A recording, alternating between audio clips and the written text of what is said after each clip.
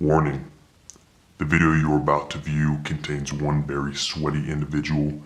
This video was filmed during an intense leg workout session.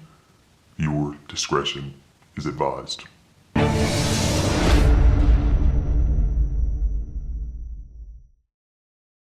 What's going on, guys? We got a quick video for you today on how to determine how much resistance your bands are giving you when you're doing a banded movement such as banded deadlifts or squats. So today we're using a mini band for when we do banded deadlifts as the demonstration, but the concept remains the same for whatever exercise you're doing, whether it be bench or squat. So what we're going to do is we're going to use dumbbells to help us estimate the amount of weight that we're using. So what we're going to do is kind of, estimate around where the weight is at. So if I'm doing banded deadlifts, then I'm estimating this is somewhere in the range of 10 to 40 pounds. Obviously that's a big range, but it gives us something to start with.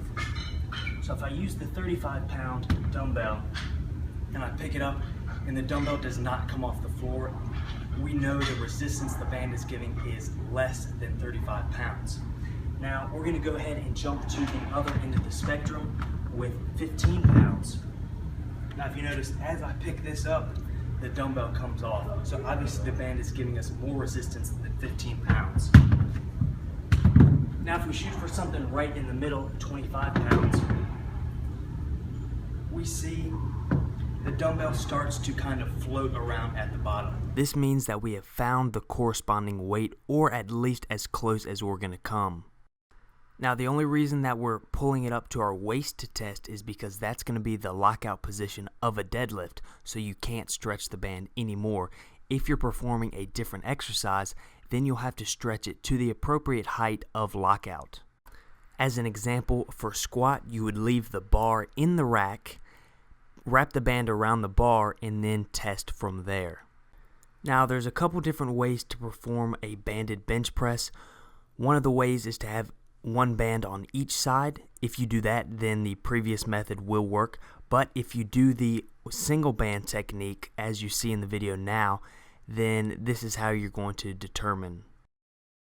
Basically it's the same concept as before. We're using dumbbells to help us narrow in on the targeted weight.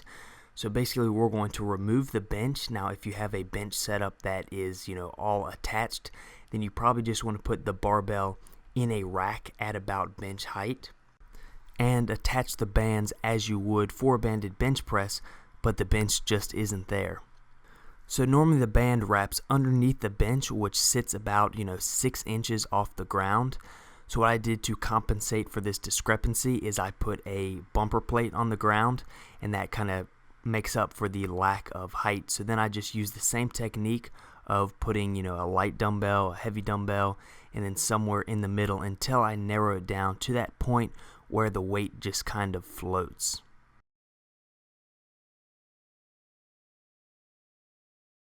I hope this video helped you guys. If it did, let me know by giving it a thumbs up rating. Don't forget to hit that subscribe button. You'll be notified when I upload future videos.